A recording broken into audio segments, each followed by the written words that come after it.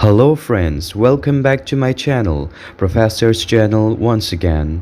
So if you're here for the first time, please do subscribe to my channel because I have especially made this channel for young students to share my knowledge and experience on careers and courses, on universities and colleges, and the various competitive exams like the CUET, NET JRF, and so many other informations. So students, what are you waiting for? Go ahead and click subscribe. In today's video, I'm gonna be talking about the admissions counseling for PG, that is for postgraduate courses for one of the universities, that is Delhi University. Now that all of you are aware that the results for the CUET PG has been already out, all of us are expecting for the various universities to begin their admission process. So as requested by some of you, I'm going to talk about the counseling process. What is actually the admission counseling for PGs, and what are the advantages and disadvantages of not participating in counseling as asked by some of you in my previous videos. By the way, you can also check out my previous videos by going to the link down my video, because I'm going to be sharing the link under my videos for the previous videos where you can go ahead and check it out. So friends, let's try to first understand what is counseling for PG admissions. So counseling is basically a pre-admission process where the students find out all the detailed informations and all the background informations about the university, about the colleges, about the various courses and the various facilities and infrastructure, and even the financial requirements to study in a particular course. So usually what happens during the counseling is that it usually used to happen offline. That is, the students would have to visit the campus and visit the various colleges and departments, and they try to find out about the various informations related to the course. Or the counseling used to take place in the university campus, where there will be so many representatives from the various departments and colleges. So there will be volunteers, there will be representatives from all the departments, from all the colleges of the university, and there will be stalls and so many other help desk set up by these volunteers, like for examples, volunteers from, let's say, the Department of Political Science, Department of English, or even Northeast Students Union, where they set up their own stalls and help desk for the students in order to provide all the various relevant informations for the particular course, to clear doubts if there is any clarifications, if there is any doubts, or if there is any problems which the students are facing in the admissions process for their particular courses that they have chosen to pursue. But at the present occasions, since the last few years, the counseling process has been completely online, which means that the students will have to do all the research in internet. They will have to find out all the informations from online. So the counseling usually takes place before the admissions process.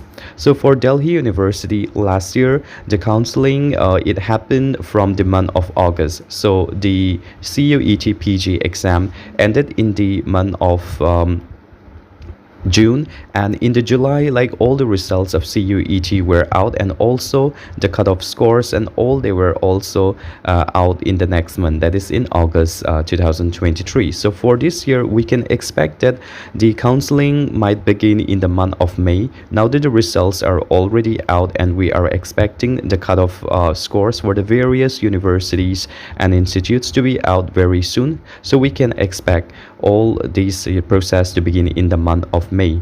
So the counseling will happen right away once the cutoff is out, because once the cutoff are out, the students can check all the colleges, all the departments and the universities where they wish to apply, and can check if their particular score in CUET PG is above the cutoff score or not. So accordingly, one can find out if they can study in the particular colleges and the course.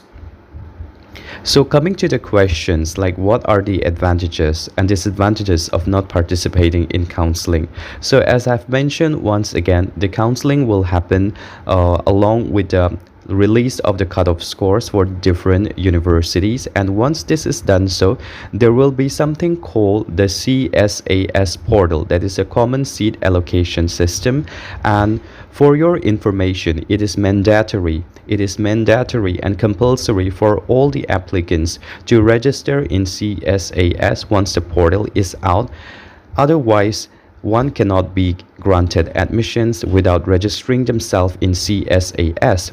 So in order to ensure that one chooses the right course, one chooses the right departments or colleges according to his or her preference, then you need to first undergo counseling. So counseling, simply it means finding out about the colleges and the departments, as I've mentioned once again. So for example, students who are willing to pursue MA Economics, like once the counseling session begins, where you can go and check it out from Delhi University's website about all the informations pertaining to the course. So for example, for MA Economics, by the way, I have also made the previous videos on Delhi University admission prospectus for the year 2024, where you can check all the details of the courses, departments.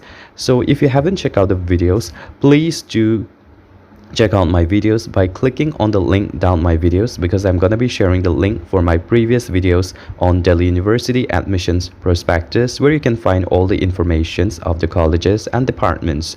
So as I was saying, for MA Economics, for example, the eligibility to study in MA Economics is apart from your CUET score, that is that particular score that you need to score above the cutoff.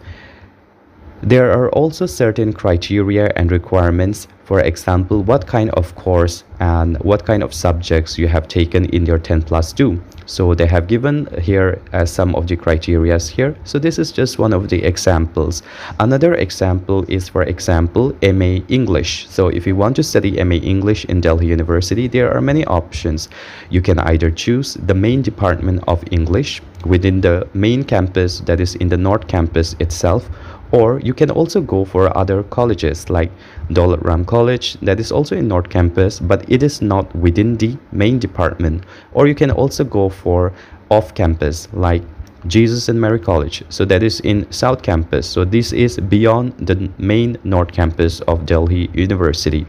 So you can find out about the college in online itself, or if you are in Delhi physically, you can go physically visit these colleges and campuses, and you can determine like which one is your preferred destination to study, because some people may prefer the main campus, they might want to be in the campus itself. Some people, they might also prefer the off-campus college because maybe they have a better connectivity to their locations, or maybe they have better campus. For example, Jesus and Mary College, it is considered as to have one of the best campuses and faculties. Their cutoff score is also quite high, so many people, they might prefer to go for Jesus and Mary College instead of the main English departments. But then again, you have to check out the availability of seats, like how many seats are available in those departments, in those colleges, and accordingly you can select your preferences. Because by the time you start undergoing your admissions procedures through the CSAS portal, it is mandatory for the students to choose their preference. So I've talked about this in the last video, that there is something called a common allocated seat. So allocated seat means like you have to choose your preferred department or college along with the course and along with the scores that you have obtained in CUET. Then you will be given that particular seat in the respective department or college. So this was a brief description about the admissions counseling for PG. So coming back to the questions once again, what is the disadvantage? Like I wouldn't say really like there is some very major big disadvantage as such, but just that like If you are not familiar with the courses, with the departments, and the kind of infrastructure and facilities provided in the particular department or course, then rather than just blindly choosing or getting any allocated seat once you apply for CSAS, it is better that you have some kind of detailed background checks, some kind of research that you have done before, so that later on you will not have any regretted, okay, like why you have chosen this particular seat, or why you have chosen this particular department or college. Because by the time you apply for CSAS through their portal, so there will be different list, there will be like different merit lists. So before we talk about that, so as I've mentioned again, let's go back to the questions, like what would be the tentative dates for counseling and the admission. So as I've mentioned in the beginning, once again, maybe the admissions procedures that will happen in the month of May once the cutoff scores are out. So once these are out, the counseling will begin simultaneously. So you can go find out all the informations about the colleges, about the various departments, the courses and all, and then you'll have to register through the CSAS portal. So that might happen in the month of May. So before registering in CSAS portal, it is important that you find out about all the departments, all the colleges and all. And if you are already a student of Delhi University, then yes, it will be much easier for you also. But for those who are outside Delhi University, then they need to have these kind of background informations. And also, if you want to know about informations about the courses, about the departments and colleges, like if you want to know which is better and which is not, then you can also comment down below, because I do have some knowledge and informations about the various departments, about the various colleges. So as I was talking about the tentative dates for the counseling and admissions. So if the admissions procedure through CSAS portal happens in the month of May, and also the cutoff lists are already out by May, then this is the period when the counseling will begin. So once the counseling starts, Delhi University, their websites will start providing informations. And as I've mentioned again, the university has already launched their admission prospectus for this year 2024. You can go check it out about it, as I've mentioned in my previous videos.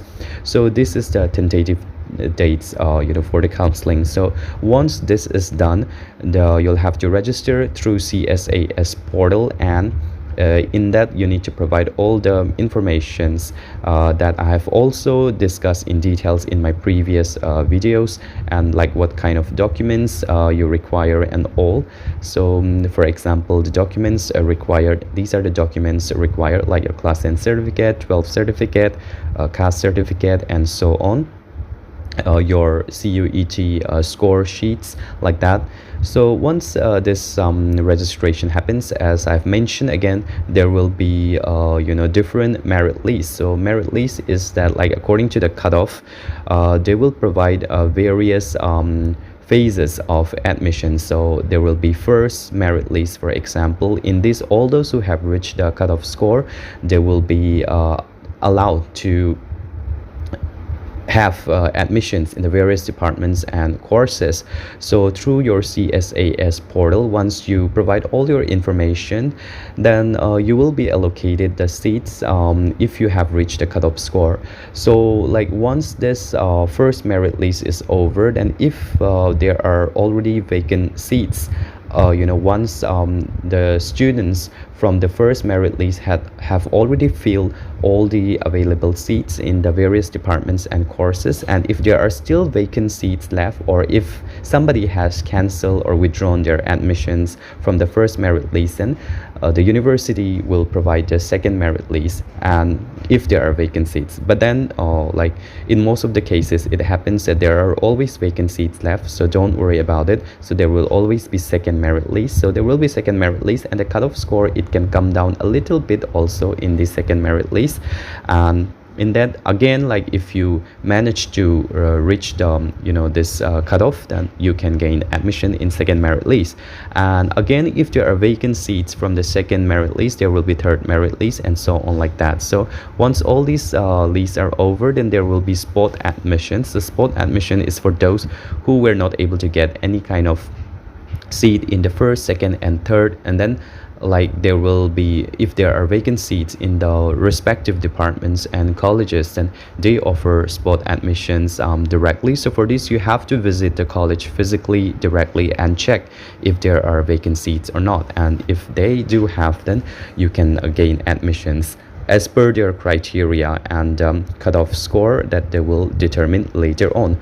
So once all these things are happened, then there will also be physical physical verification of the documents. So I would suggest that for those who are from outside Delhi, then once the admission process begins, you need to plan out your travel itinerary, and then it's better to stay in Delhi itself, because like we never know like when will all this admission process begins and when will be the last date and all these things. So it's better that once the admission process begins, you plan out your travel schedule accordingly, stay in Delhi itself, visit the campus, interact with people, and you can also contact me anytime because I teach in Delhi University.